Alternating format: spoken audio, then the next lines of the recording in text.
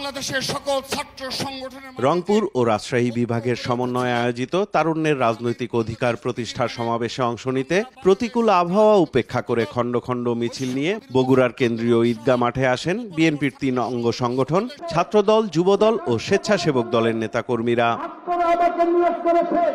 ভোটের অধিকার প্রতিষ্ঠা না হওয়া পর্যন্ত রাজপথের আন্দোলন সংগ্রামে অংশ নিতে সবাইকে ঐক্যবদ্ধ থাকার আহ্বান জানান অঙ্গ সংগঠনের নেতারা। আন্দোলনের নেতৃত্ব দিবেন তারেক রহমান। এই বাংলাদেশের ছাত্র যুবক তরুণরা সেই আন্দোলনকে যৌক্তিক সমাপ্তির দিকে নিয়ে যাবে। এ সময় বিএনপির সিনিয়র যুগ্ম মহাসচিব রুহুল কবির রিজভী অভিযোগ করেন, নির্বাচন চাওয়া অপরাধ হিসেবে প্রতিষ্ঠা করতে চাইছে অন্তর্বর্তী সরকারের কিছু উপদেষ্টা। নির্বাচন চাওয়া বোধহয় অপরাধ, মহাপাপ। উপদেষ্টাদের কথা উপদেষ্টারা আমাদেরকে শেখায়।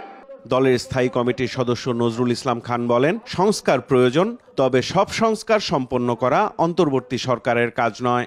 অন্তর্বর্তীকালীন সরকার বড় একটা হবে। আপনারা স্থায়ী সরকার নন, আপনারা নির্বাচিত সরকারও নন, আপনারা অন্তর্বর্তীকালীন সরকার। অন্তর্বর্তীকালীন সরকারের অর্থ হল আগের একটা সরকার আর পরের একটা সরকারের মাঝখানের সরকার। গণতন্ত্র ফিরিয়ে দেয়া অন্তর্বর্তী সরকারের প্রধান কাজ দাবি করে নির্বাচনের জন্য সময় অপচয়ের কোনো কারণ নেই বলেও মন্তব্য করেন নজরুল ইসলাম খান। কোন কোন দল এখনো সংগঠিত হয় নাই, তারা সংগঠিত হওয়ার জন্য সময় দরকার।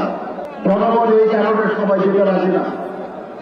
প্রতিকূল আবহাওয়া উপেক্ষা করে সমাবেশে আসা নেতাকর্মীরা বলছেন, যে কোনো উপায়ে নিশ্চিত করতে হবে দীর্ঘদিন অধিকার বঞ্চিত তরুণ প্রজন্মের রাজনৈতিক অধিকার, ভোটাধিকার। সাইফুল রিপন, দেশ টিভি, কেন্দ্রীয় ঈদগাহ মাঠ, বগুড়া।